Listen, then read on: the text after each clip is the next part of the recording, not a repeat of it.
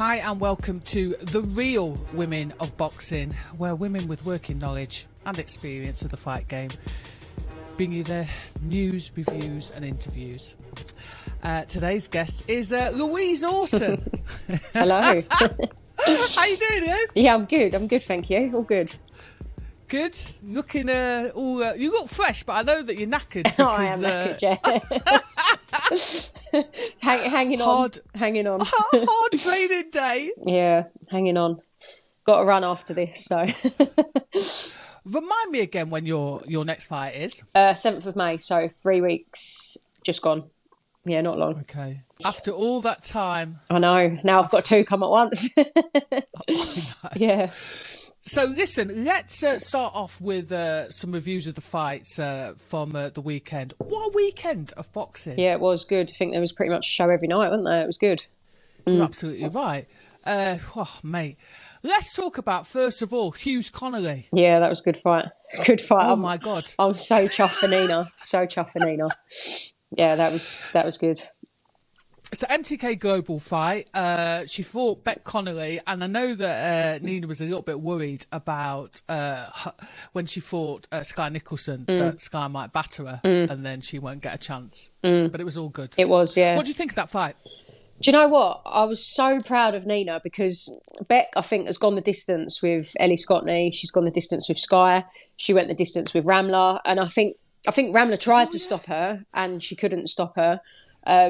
But yeah, Nina done it in round 2. Oh my God. Like, yeah. And Nina, I think the good thing about her, she's brought her amateur style with her in the sense that although she's now sat down on her shots, she's still really busy, like a lot of the amateurs are. And I think Beck didn't know how to deal with it. And I think it was more, not so much the power of Nina's shots, but I think it was more the array of shots and the amount that were getting thrown and landing at the same time. But yeah, cracking fight. And I'm so chuffed for Nina. She did really well. It was absolutely brilliant. I tell you what was funny though. She came straight out of the gate. There was no feeling out. No, not at all. Yeah, I think she because she sat down. She's changed her style. Nina used to be quite like bouncy and stuff like that, but now she's kind of slowed her feet down, but her hands are still the same speed. So yeah, it was pretty good in that instance. She got straight to it straight away. She did, and obviously she dropped Connolly in the last minute. Yeah. Of the first round. She obviously had somewhere to go. Yeah. To the pub after, I think. Yeah, bless her. Do you think it was just basically the huge frustration again, like yourself has been through, of just waiting, then cancellations, then it's like the whole release of, I guess, all that tension? I think where Beck let her down, because they were meant to box, I think it was March, they were meant to box before that fight, and Beck kind of pulled out just before it, saying that she could, like, they wanted more weight and stuff like that, so they gave her more weight. And then I think when it came down to it, she then said that she had COVID or something like that. She got ill. So I think that frustrated Nina in the sense that she probably felt a little bit messed around.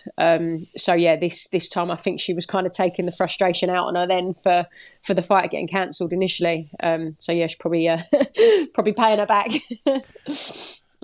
Yeah. Hey, she's got such a superior, well, she showed a superior strength thing there. She did. And I don't recall her being that strong. Or she anything like that. Do you know what? The thing with Nina, obviously where she's a lot smaller than me, so the weight doesn't really compare in terms of power and stuff. It's hard to tell. But the thing with Nina, she's very awkward in the sense that she doesn't throw straight. She lays out, like she lay over with her shots. So she's quite hard to hit. And I think, like I was saying, with the amount of shots that she was throwing and at the speed she was throwing them, sometimes they don't need to be strong. If you're hit with like quite a few sharp, fast shots, sometimes it doesn't need to be strong. So, but yeah. Relentless. Yeah, exactly that. That's pretty much what she was, wasn't she? And the other thing, I guess, that the argument about the females that are too old, you know, because I've been hearing a lot in the background about certain women not getting the opportunities because their age, yeah. Certain promoters think they're too old. I think she's nearly 40, isn't she, Nina? Yeah, that's what I mean. So age is just a number. If she can do that to someone that younger people couldn't, then why does it matter how old she is? Yeah, exactly. Okay, so to the American fight on Saturday night. Oh my God, Errol Spence Jr. against Urgas. Yeah, what a flipping fight! That was, yeah. His eye in that 10th round, I saw it. It was just closed up. We couldn't watch the whole fight because we couldn't find the link. We ended up having to watch the highlights just on YouTube. And from what we saw, obviously where he's southpaw, I think he was a little bit slicker and he managed to dodge a lot of the shots. And then that eye, I think he just kept landing on that eye. It's the jab though, isn't it? Yeah, and it just kind of ballooned up, didn't it? I don't think you could even see out of it, really. Yeah. What a vicious, I'd say it was vicious, it was exciting, and also I think it was a masterclass from Spence Jr. because he controls the distance really well. He uses his jab beautifully. Ergas was like trying to counter off that, but he was falling a bit short in the first instance, and then you had a bit of toe action.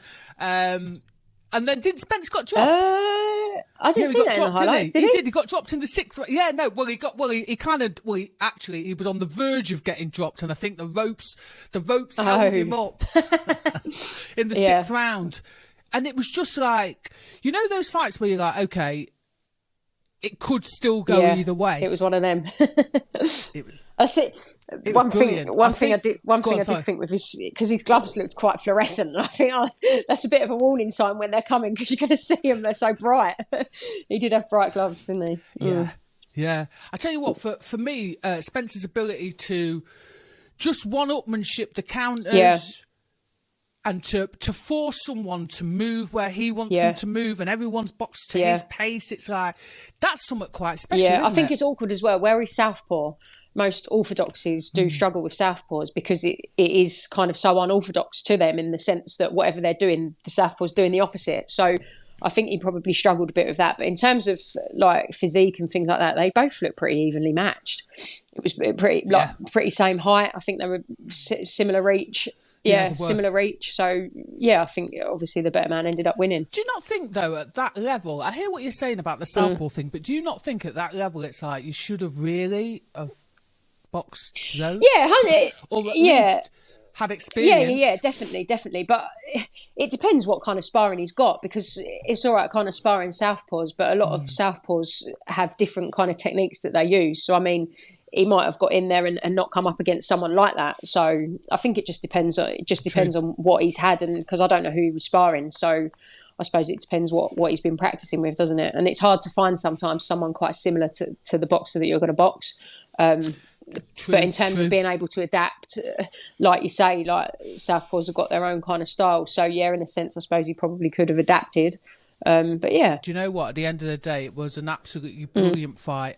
He did look in quite terrible shape, and I think the stoppage was definitely. I don't think you could see out of that eye at all. That was very closed up. It was the right decision by the doctor. So, oh my gosh, Alicia Baumgardner versus Soledad. What's her name? Matisse. Soledad Matisse.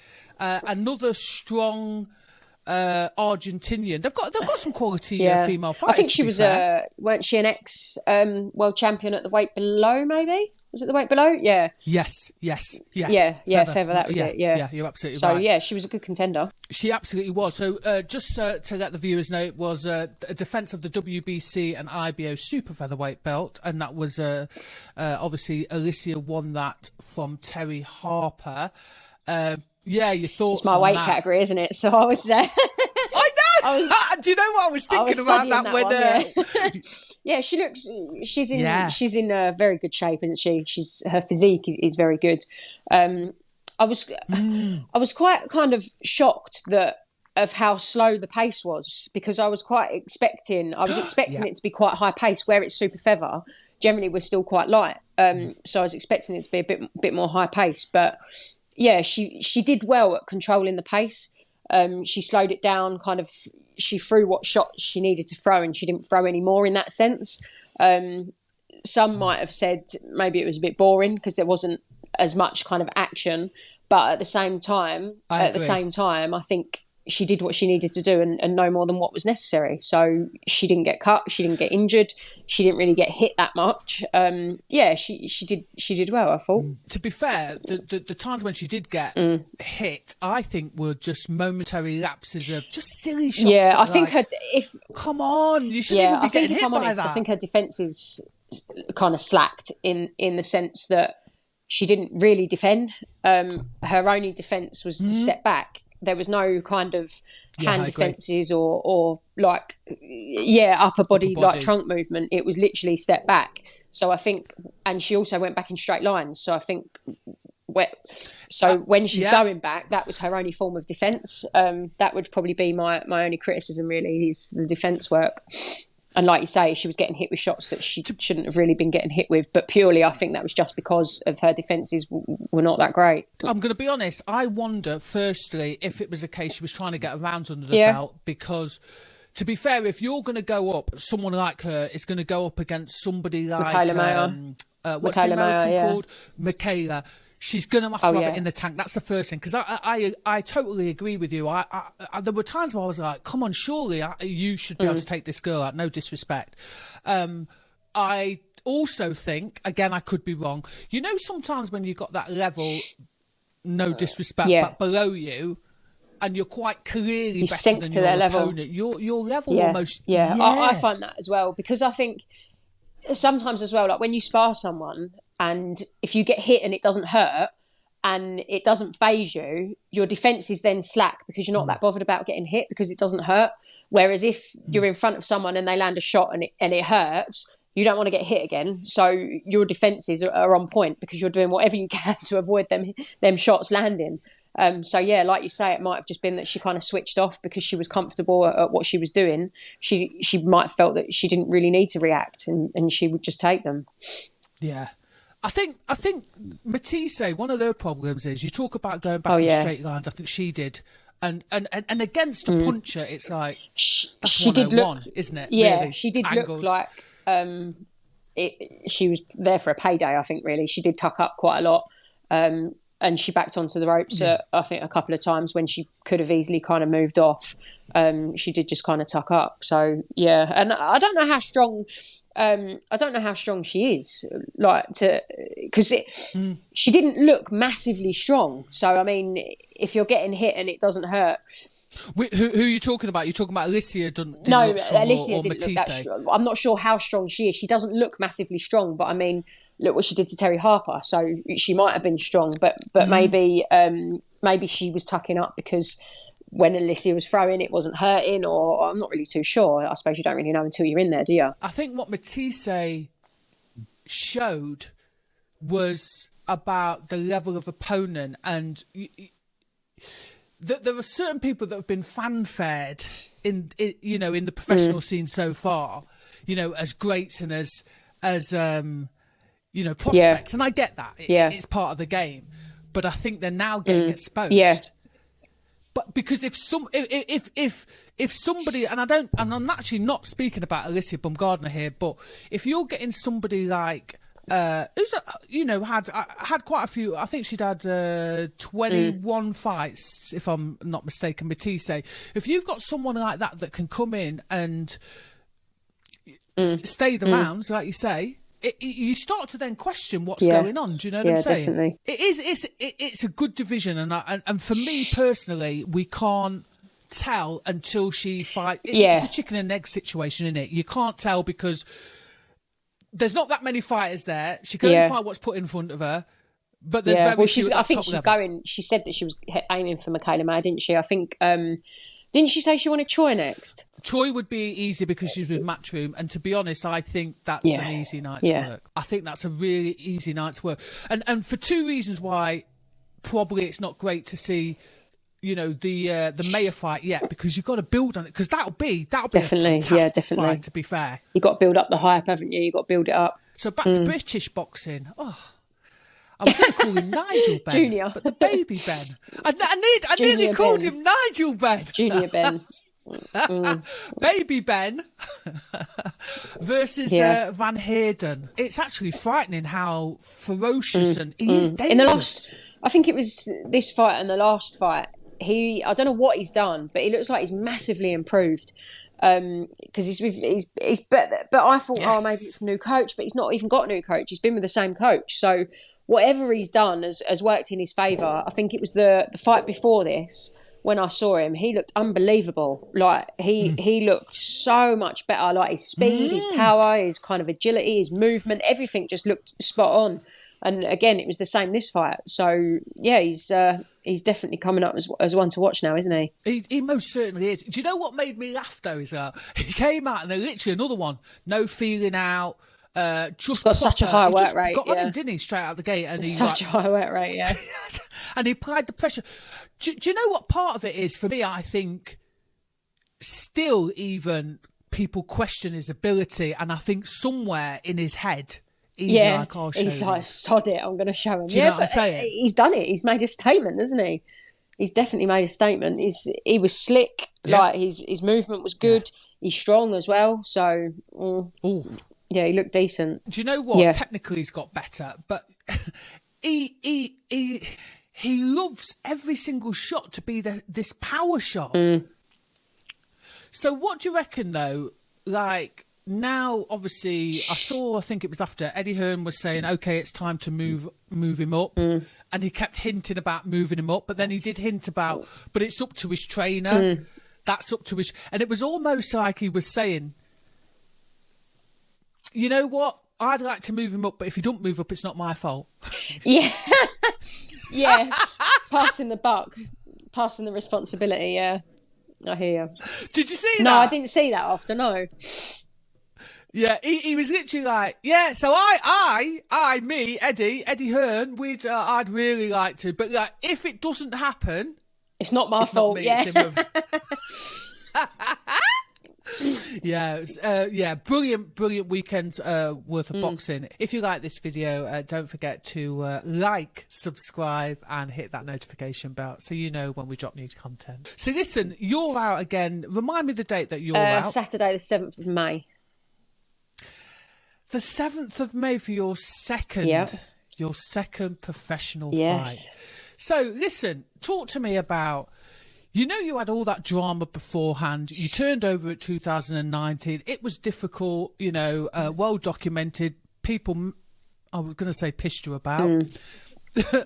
You know, now with hindsight, the fact that there is so much action on the female professional scene, it seems to be that the platform was bigger, the money's more. With hindsight, is that good? Yeah, definitely. I think, obviously, I spent 2 years of not boxing at all. And now there's more shows happening. I'm getting more opportunities. So, yeah, it's definitely going to be a busy year for me, I think. Like you say, I boxed, I think it was 4th of March, and then I've got this one straight away, 7th of May. So it's, two months different, like 8 weeks in between. So, yeah, hopefully... I can box as much as I can this year and make up for the lost opportunities the last couple of years, because not getting any younger. I know age doesn't really matter, but obviously... Well, clearly no, not. Exactly. Look at Nina. Matter to Miss Hughes. Yeah. So, yeah, I would like to kind of speed up the process, if that makes sense, make up for lost time, and get the opportunities that are there. And now kind of Terry Harper's gone up, the weight category for me, the super feather for kind of British titles, things like that, is there. So they're introducing, I think, some new titles. So hopefully there's an opportunity that arises for me there. But yeah, just get the next couple of fights under my belt, and then start getting some bigger names. So you talk about this introduction of new titles. Are we talking British and Southern area? I think they were saying, there was a new title that was actually boxed for Super Feather. The two, I can't remember the two girls' names, in my weight category. They boxed for maybe like an East Midlands kind of title. I can't remember which one it was, but it was the first title of that type to be boxed for. Obviously, I can't box for it being down south, but I think they are introducing some new titles. So yeah, hopefully there's some that arise that are kind of suitable for me in my area, and then hopefully I can get them under my belt. I think the good thing about that is, though, that it will develop fighters as well, because we all know that the gulf between the top and, the bottom is massive, isn't it? Oh, yeah, definitely. And I think those girls coming through are going to need those opportunities, because the way I see it at the moment, it's almost like when a girl gets a chance against a name, they wanna show what they can do. Definitely. Yeah, definitely. They want to take those opportunities, you know what I'm saying, and like milk them for all it's worth. So we don't really have much of a journeywoman level, do we? Do you know what? A lot of the journey girls out there are quite tough, some of them. Like, I think some of them even started not as journey women. I think it's only as they've kind of gone on that they've decided, do you know what, I'm just going to kind of be journey girl. But there's not that many girls out there at the minute.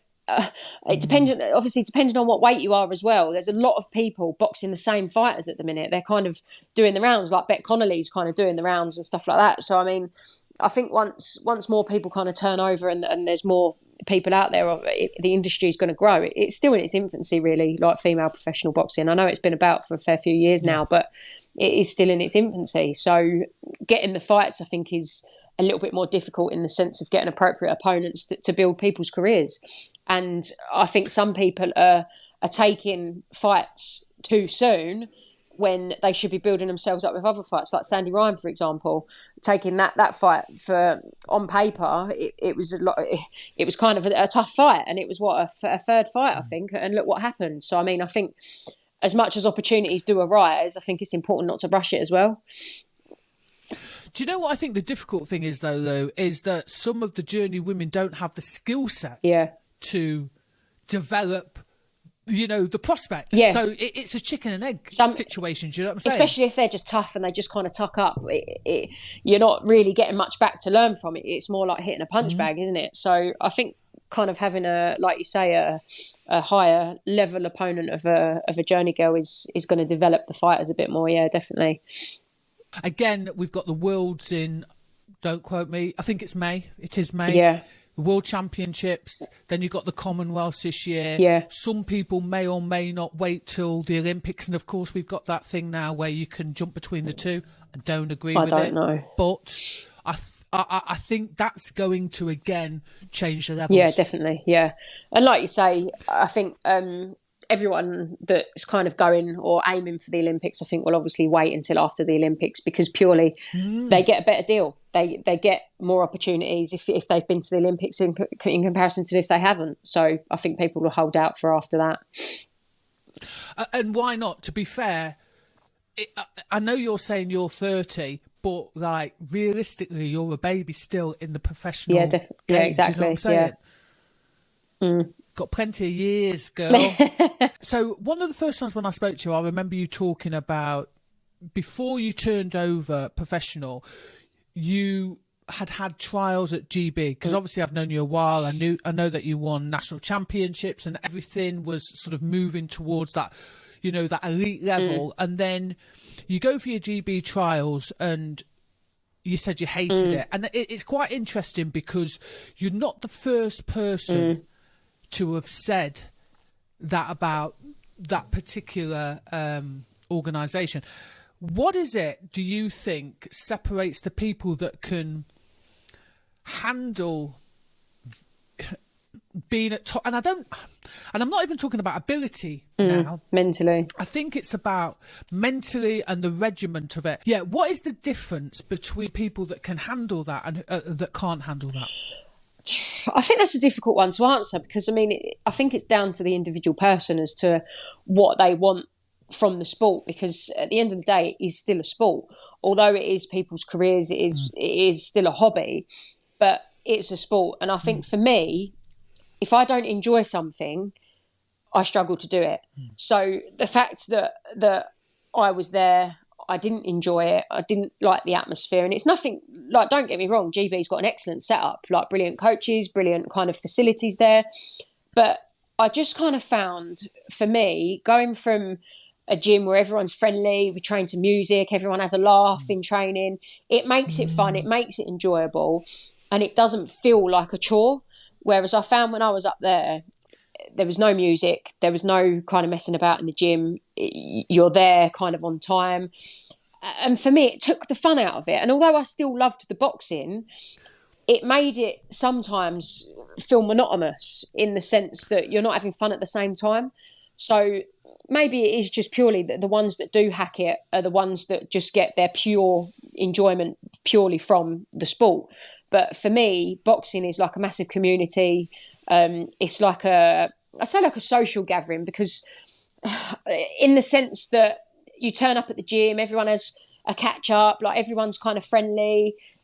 Whereas going to GB, I think it's more focused on the individual rather than the community sport, and it's kind of more about competing against that same person who's on your weight rather than training with them, like alongside them. You then become kind of how would you describe it?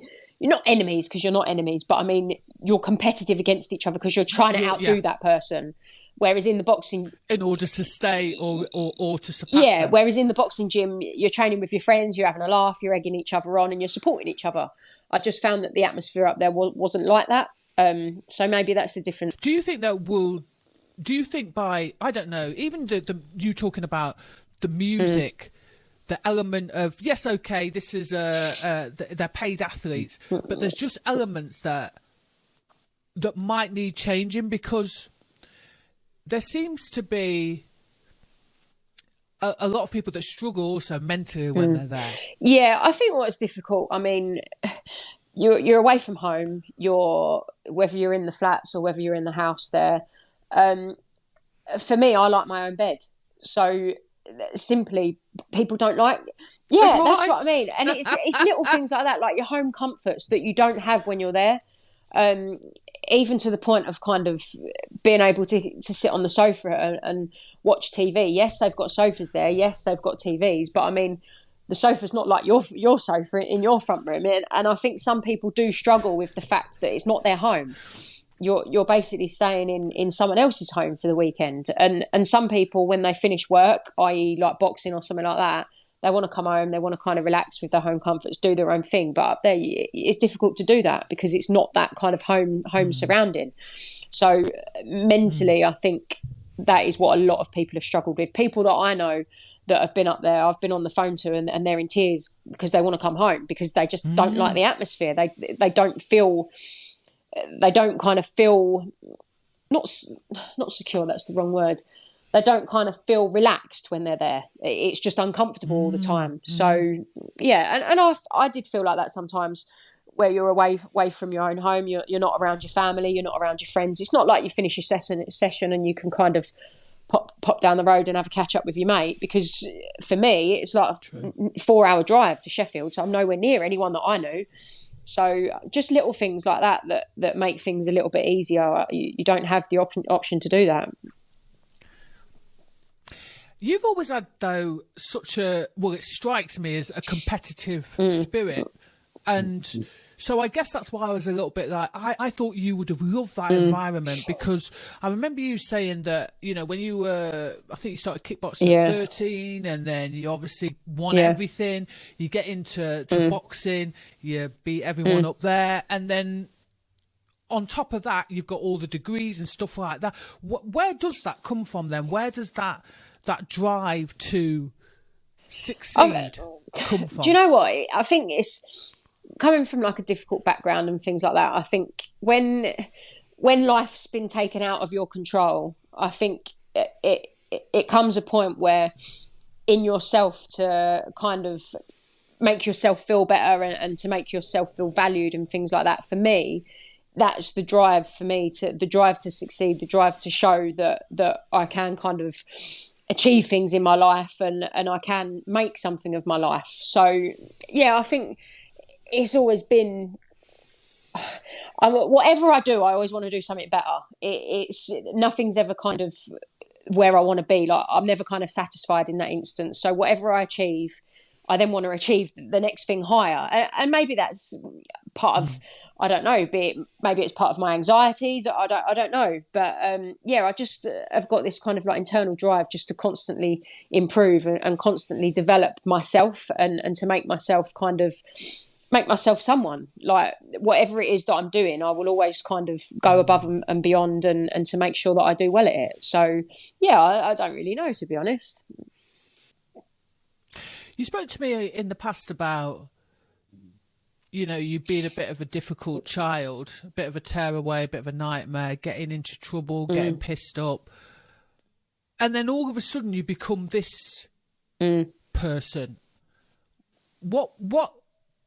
Who was Louise before kickboxing and boxing and all of that? Who was Louise then? Because I know you as this really nice, and of course everybody can be nice and everybody can be, have two sides to them, but you're always really nice. You've always looked out for people. You're kind.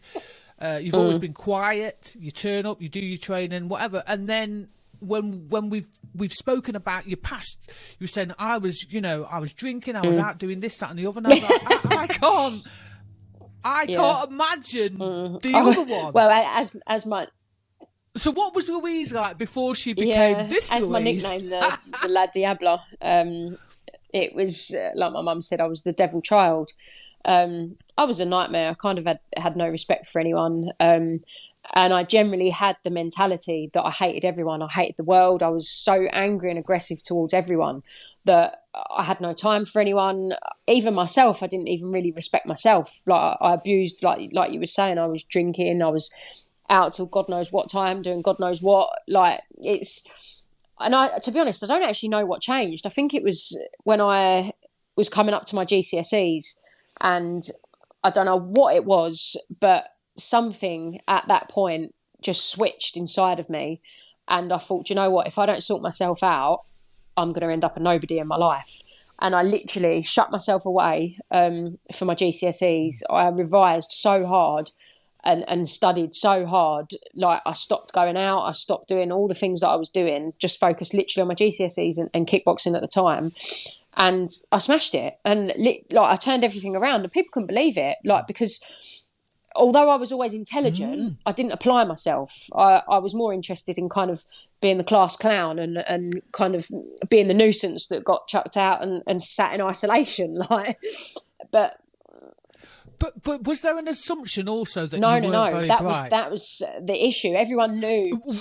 What I mean is, because when you're causing havoc, you're pissing around, you're not applying yourself, and then all of a sudden there's this kid that's like, you just want to squeeze them by the throat because they've got that much. And that was it. And I think that was what frustrated like my parents so much and my teachers at school, because they knew how intelligent I was and kind of how good I was like academically, but I just didn't care and I didn't apply myself. So I think that was frustrating for them, because they knew that I could achieve things if I tried. I think that was what they found most frustrating, is that it wasn't me. That wasn't the person that I could be. And I think they saw, a lot of people always said I was cheeky, and they could see how much potential I had. I suppose that people found that frustrating, because the way I was behaving didn't make sense. People didn't understand why when it wasn't my kind of demeanour, it wasn't my personality. So, yeah. Was there a point, because I remember you saying that you were incredibly aggressive before you started doing kickboxing. It's weird because everyone always thinks that, oh yeah, when you start fighting, you're even more aggressive. It's like, no, trust me, there's a channel there. But you said to me in the past that you were incredibly aggressive. Were you always like that, or was there something that kind of like triggered that aggression? I don't remember too much from when I was like a young kid, but I remember my cousin telling me that at family parties and stuff, a lot of people would like shake someone's hand or give someone a hug, but I would go around to everyone and punch them in the stomach. I don't remember doing this, but yeah, I was that child that rather than kind of being the polite that says hello and gives a little wave, I would be the one that would just run over and punch him in the stomach. I don't know why. Blame my parents.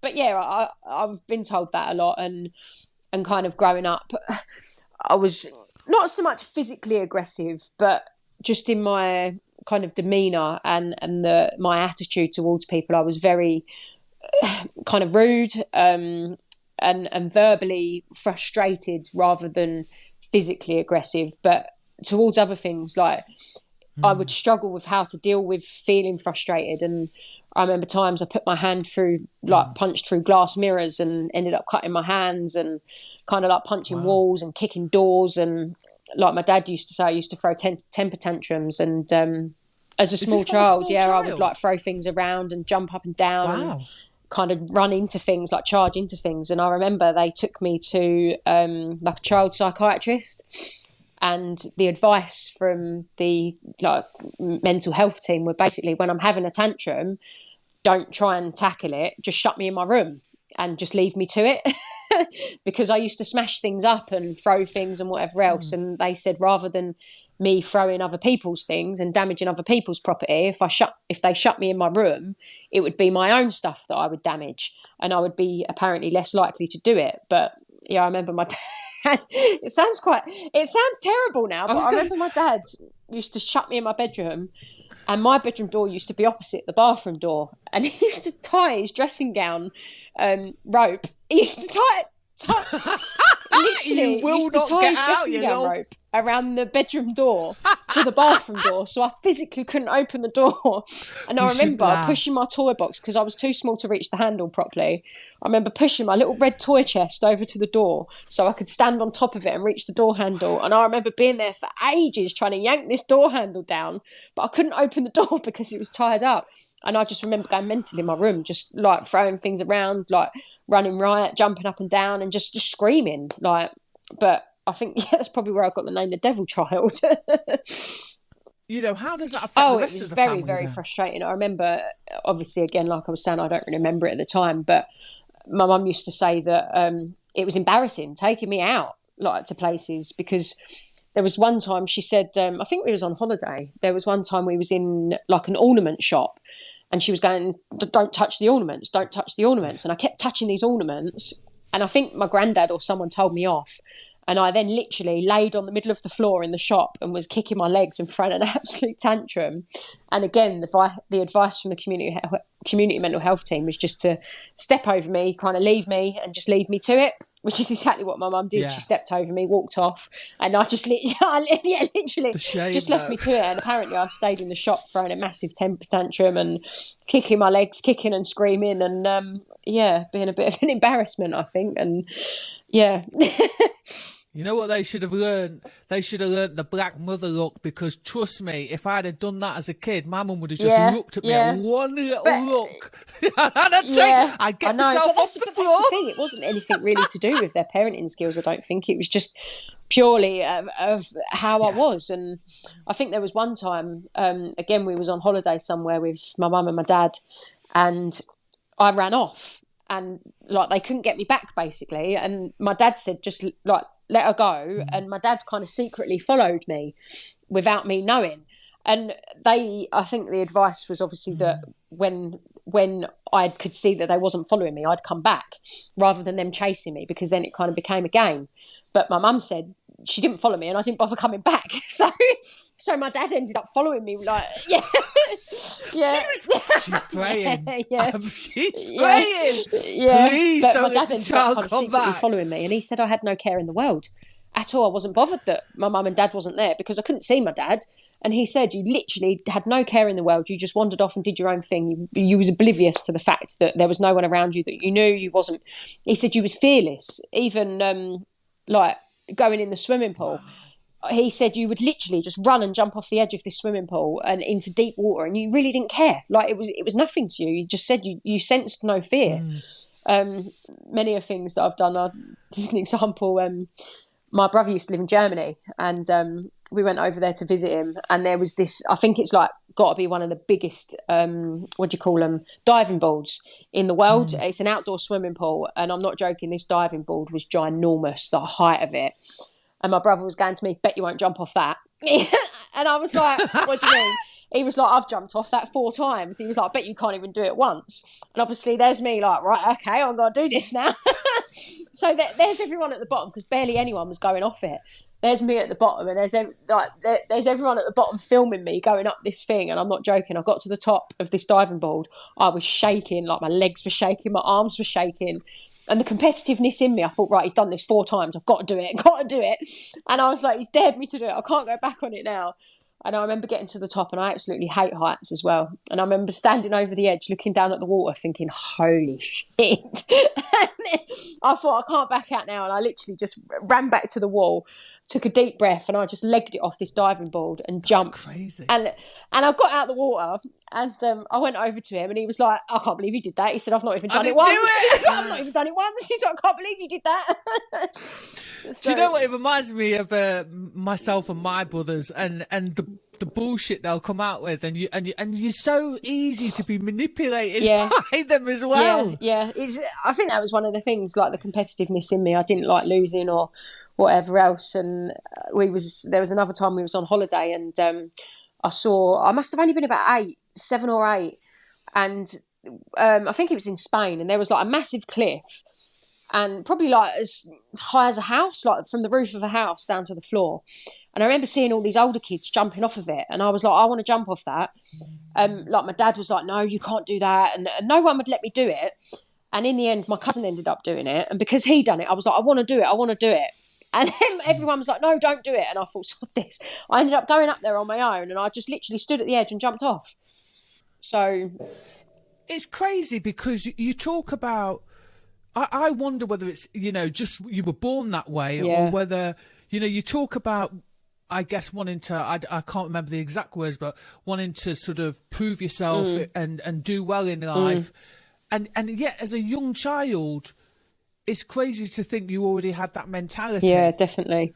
Yeah. Do you know, it's absolutely, but in some respect, it has served you really well because, obviously now you're with your handful of, what is it, masters? Yeah.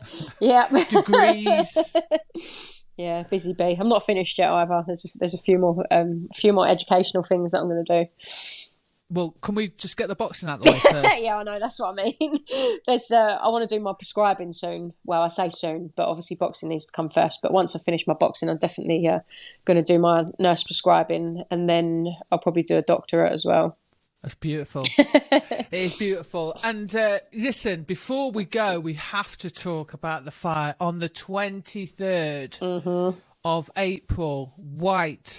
Fury White. I better say it in that order. Yeah. Fury White, because he's number one. Yeah. What's your thoughts on that? Do you know what? I like Fury, and I think he's one of a kind, isn't he? He's just brilliant at what he does, and in terms of like heavyweights, he's not slow, he's quick, he's tough, and I think there's not many heavyweights that beat him, to be honest. If I'm being brutally honest, he's just tough. He's so tough. I'm still slightly excited for it, but I just wish. And again, it's not Fury's fault. I don't know what's gone on behind the scenes, whether it's true that, Dillian White was being offered EasyJet. Can you imagine? Yeah.